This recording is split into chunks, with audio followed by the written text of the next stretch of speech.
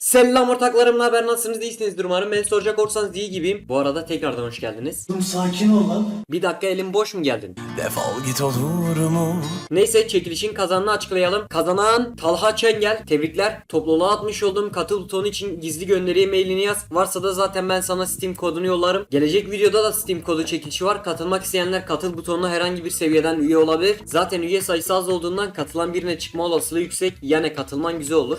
Videoya geri dönecek olursak düşük sistem gerek. Ben?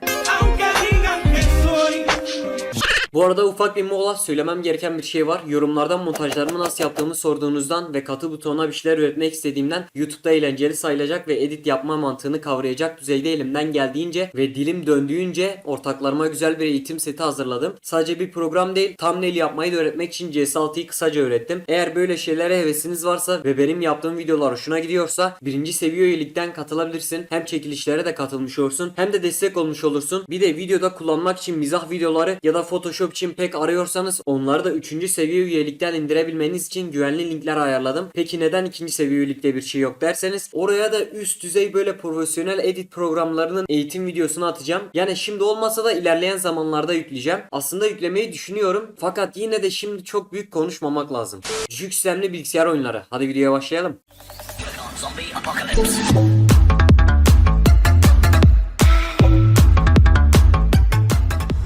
Dragon Wild Skies. Eğer Ejderhanı Nasıl Eğitirsin filminin fanı değilsen kesinlikle oyunun yanından geçme. Çünkü sadece fan silkeleme, fanların gözünü boyamak için hazırlanmış bir offline ve online olamayan oyun. O nasıl oluyor derseniz şu şekilde oluyor. Oyun yapımcısı oyuna hikaye modu tarzında offline görev falan yaptığımız, ufak da birkaç metin dinlediğimiz kısım eklemiş. Fakat orayı maksat olsun diye ekledikleri bariz belli. Asıl kısım olan online'da amaçları fanlara ejderha satmaktı. Ama bilin bakalım ne oldu? Tabii ki oyunumuz çıktığı zaman kötü bir çıkış yaparak bir de kötü bir online deneyimi sundu. Böyle olunca da fakat işler beklenildiği gibi gitmedi. Ve oyunun online'ı bakıma girdi. Çıktıktan sonra tabii ki kimse çıkmasını beklemediğinden oyuncu kalmadı ve şimdilerde ya online'ı direkt kapalı ya da oyuncu olmadığından bomboş bir arazi gibi. Neyse, yapılmış olan offline'a gelelim. Maalesef o da ne güzel görevler barındırıyor ne de adam akıllı bir şeyler sunuyor. Oyunun tek güzel yanı offline'da olan 2-3 ejderha ile uçabilmek. Grafikler desen gördüğünüz gibi. Yani bu oyundan da ne anlıyoruz? Şunu anlıyoruz. Eğer sırf siz bir şey istediler diye baştan sağma özen göstermeden insanların önüne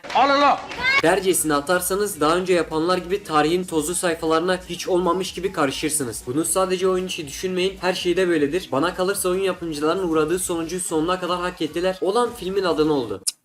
Ulan hiç yakışmadı böyle bir filme, böyle bir oyun. Neyse, geç. Super Meat Boy. Çok tatlı çizilmiş karakterlerden birini seçip onu yönettiğimiz parkur yapma oyunu. O değil, bir de oyunda bu tatlı çizimli karakterlerin rengine göre ifade edilmiş duygular var. Lan ne tatlı diyor, kurban et, tipe bakalım. Ay Yani anlayacağınız karakterleri çok hoş yapmışlar. Bunun dışında grafikleri eski çizgi filmleri andırmıyor değil. Güzel. Peki oynanış mekaniği nasıl diye soruyorsanız, o da kıpır kıpır yerinde duramayan, sabit kalamayan karakterimizi kontrol ederek ölmeden bölümün başından sonuna kadar gitmeye çalışıyoruz. Fark ettiyseniz oynanış görüntüleri bile 1990'lardaki şu Atari salonlarında olan oyunları andırıyor. Bunun da sebebi tabii ki var. Nedeni oynanış mekaniği de onlara yakın bir şey. Yani şöyle, çoğu bölümün başından sonuna kadarki kısmında checkpoint bile, yani kayıt noktası bile yok. Ölünce direkt başa atıyor. Böyle olunca zorluk üst düzeyde olup hataya izin verdirtmiyor. Oynanışta da duvarlara tutunarak çift zıplama, sürtüşerek çıkma gibi şeylerden oluşuyor. Bunun dışında eğilerek gitme, aslında sürünerek gitme var desek daha iyidir. İşte sürünerek gitmek var. Farklı başka bir şey yok. Oynanış çok sığ durabilir ama bu zaten başına oturup saatlerce oynayacağınız oyunlardan değil. Öyle kafanız boşken biraz takılmak için girip oynayacağınız oyunlardan. Geç. This War of Mine. Oyun, savaş sonrasında hayatta kalmış 3 arkadaşı canlandırdığımız bir oyun. Oyuna başlanılan evde çeşitli alet edevat arayarak hayatta kalmaya çalışılan bu 3 arkadaşın da üçünün hemen hemen birbirleriyle alakasız özellikleri var. Yani örneğin şöyle, bir tanesine gidin kapıyı açın dersiniz, o da gider açıl susam açıl. Ben elimden geleni yaptım der. Diğerine dersiniz kapıyı aç, Halim yok. der. Sonuncuya dersiniz, o da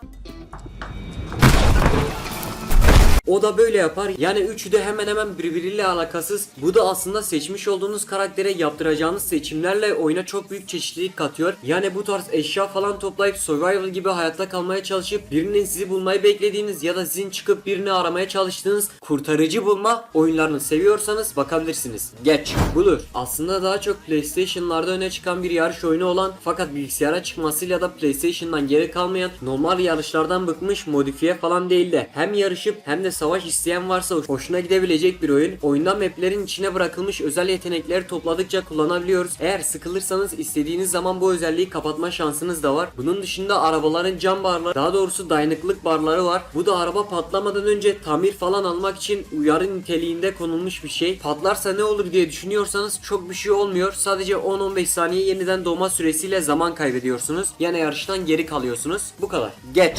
Stronghold Crusader HD. Şu ana kadar aklınıza gelip gelebilecek dünyanın en iyi strateji oyununu unutun ve Stronghold'la tanışın. Ortak, muazzam ötesi bir strateji oyunu. Oyunda hikaye tarzı görevlerin verildiği bir mod var. Yapay zekaya karşı farklı maplerde oynamak için bir mod var. Serbest mod, yani işte istediğiniz kadar adamla istediğiniz kadar adamı kapıştırdığınız mod. Bir de online arkadaşlarla oynamak için bir oyun modu var. Arkadaşlarla oynamak biraz uğraştırıyor ama onu da YouTube'dan bakarak halledersiniz. Oyuna dönecek olursak oyunda kendi ekonominizi iyi ayarlamanız lazım. Yoksa kişi başı düşen para, yani yemek de diyebiliriz, azalınca işçileriniz, askerleriniz işi bırakabiliyor. Çok sık olmasa da oluyor. Bir de oyunda bir taktik var. Halk mutsuzlaştığında aldığınız vergiyi kısa bir süre azaltın. Sonra moraller düzelince düşürdüğünüzün 2 katı zam yapın. Kimse bir şey anlamıyor. Bunun dışında oyunda 2 farklı asker var. Biri çadır askeri dediğim, diğeri de zırhlı asker. Çadır askerleri için sadece adam ve para lazım. Fakat zırhlı asker için deri, yay, kılıç, at gibi askere özel eşya lazım. Bunları da hazır satın alabilir ya da kendiniz yapabilirsiniz. Bunun dışında para kasmak için çiftçilik, odunculuk ya da taş kazma gibi farklı şeyler de var. Dediğim gibi çok fazla saracak. Savaşından bahsetmiyorum bile. Onu siz yaşayın. Ama demem gereken, bu oyunun aptal bir bug'u var. O da yapay zeka çok nadiren de olsa bir seferde dev bir ordu yapıp, yani şöyle yapıyor. 2 adamı varken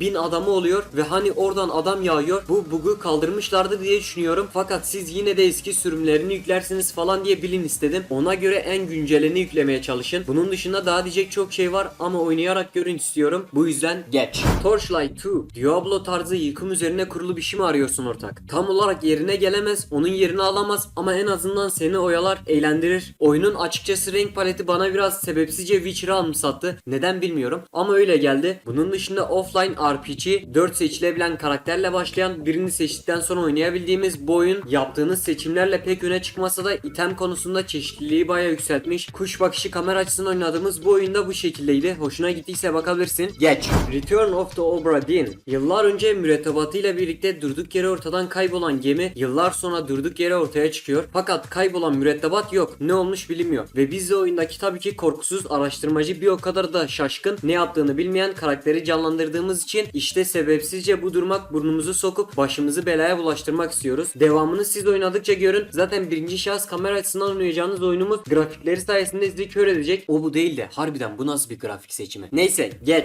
Rayman Origins. Eğlenceli, keyifli bir platform oyunu. Zaten parkur oyunu deyince akıllara gelen kült bir mobil oyun serisidir. Fakat bu bilgisayarda olan versiyonu. Ne fark var derseniz karikatür grafikleri daha canlı ışıklandırmaya ve renklere sahip. Bunun dışında ana karakterimizle gezen karakterler de var. Bu oyunda bunlar dışında başka farklı bir şey yok. Klasik Rayman oyunu geç. Hitman 2 Silent Assassin. Efsane bir gizlilik oyunu. Ajan oyunlarını seviyorsanız bakmanız gereken bir oyun türü olan Hitman serisinin de sevilen bir oyunudur. Oyun Sicilyalı bir mafya liderinin kaçırılması sonrasında adamımızın devreye girmesiyle onu kurtarmaya çalıştığımız bir oyun olur. Aslında çok fazla farklı yollardan bölümlere geçebilirsiniz. Örneğin bazı bölümlerde adam sayısı az olduğundan orada da gizliliği boş verip aralarına dalabilirsiniz. Yeteneksizseniz ölürsünüz ama arada gizlilikten sıkılınca iyi gidiyor. Söylemedi demeyin. Geç. Inside. Alt metni olan, oyunda konulan, yerleştirilen ve oynadığınız her şeyi özenle bir mesaj yollayarak yapan bir oyun. Alt metninde sistemi eleştirmekten tutun insanların bir yöneticiye muhtaçlık acizliğine kadar her şeye değiniyor. He, bir de söylemiş miydim? Bütün olayların alt metni var. 2 de oynanışa sahip 3 boyutlu nesnelerin ve karakter dizaynının olduğu karanlık bir temada alt metniyle bir şeyler anlatmaya çalışıyor. Tabii ki de anlayana. Sonuçta ne demiş şair? Onlar anlatsan da anlamazlar. Bir anlamda yüklemezler. Çıldırdığını düşünürler. O büyük düşünürler. Yani ne demek istiyor? Anlayana sivrisinek saz, anlamayana sazı monte etsen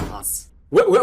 Videomuzun sonuna geldik. Umarım biraz da olsa eğlenmişsindir ve video işine yaramıştır. Videodan çıkmadan önce kanala bir göz atabilirsin. Hani belki hoşuna gider. Bir de oradan boş geçmemek amacıyla alttaki kırmızı butona tıklayabilirsiniz. Çünkü Az çok demeyelim, boş geçmeyelim. mega destek yapmak istiyorsan videoyu paylaşman mega bir destek olur. Über süper bir destek için de yorumlara içinden ne geliyorsa Ahmet, Mehmet, Celil, Rıfat herhangi bir şey yazman çokça işimize yarar. Ve son olarak like butonu diye biri var. O top olmuş diyorlar. Bu yüzden beyzbol sopalarını hazırlayın. Fırlatıyorum.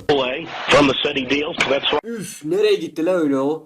O zaman deme vakti geldi. Yeni videolarda aynı adreste yani burada. Tekrar görüşmek üzere. Bay bay.